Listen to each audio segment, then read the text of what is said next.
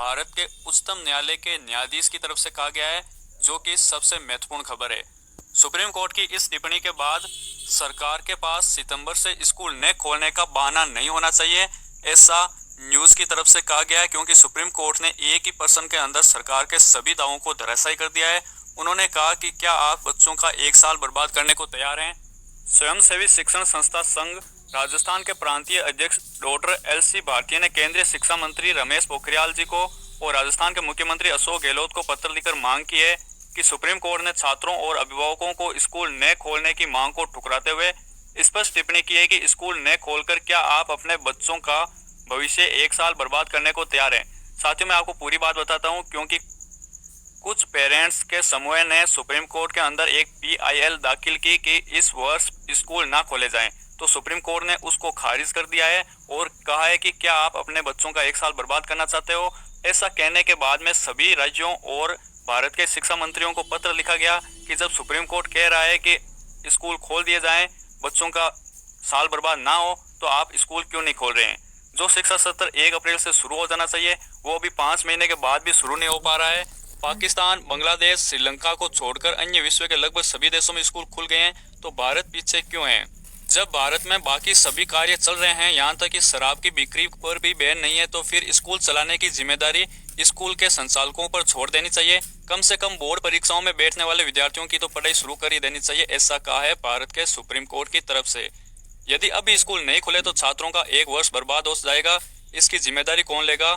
जीवन का एक साल खराब होने पर भावी पीढ़ी हमें कभी क्षमा नहीं करेगी। साथियों, आपके इसके बारे में क्या विचार हैं, वो जरूर कमेंट कीजिएगा। संघ के महामंत्री किशन मित्तल ने कहा है कि शिक्षण संस्थाओं से जुड़े लाखों शिक्षक कर्मचारी बेरोजगार हो गए हैं, क्योंकि उन्हें काम नहीं मिल रहा। शिक्षक को पढ़ाने का काम नहीं है तो उनका खर्चा कैसे चलेगा, स्टूडेंट बोर्ड एग्जाम कैसे देगा। इन तमाम खबरों को अब सरकार को ध्यान में रखना होगा।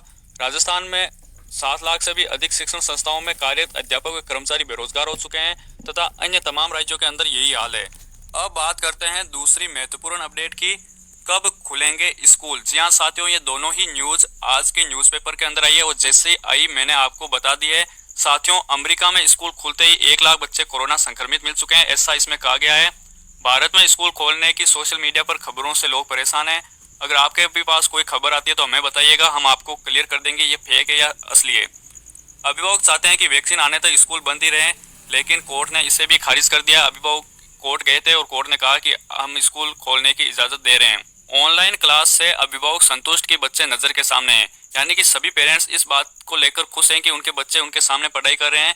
लेकिन उन बच्चों को क्या जो अभी पढ़ाई नहीं कर रहे हैं। भारत के अंदर गरीब बच्चों की तादाद बहुत ज्यादा है और जो सरकारी विद्यालयों के अंदर एडमिशन ले रखे हैं उनकी पढ़ाई नहीं चल रही है, ऐसे में स्कूल खोलना होगा। और इसमें और एक बात महत्वपूर्ण की गई है कि वैक्सीन आने तक स्कूल ना खोलने को लेकर पेरेंट्स एसोसिएशन ने भारत सरकार से अपील की है। इसको लेकर आपको मैंने पिछले वीडियोस के अंदर भी बताया था कि दिल्ली सरकार ने साफ साफ कह दिया है कि जब पेरेंट्स आएंगे तभी स्कूल खुलेगी, और पेरेंट्स कभी चाहते ही नहीं है कि स्कूल खुले। यहाँ आप देख सकते हैं इन 5 पेरेंट्स की तरफ से रिएक्शन दी गई है और सभी रिएक्शन में यही बोल रहे हैं कि जब तक वैक्सीन नहीं आ जाती तब तक आप स्कूल मत खोलिए। लेकिन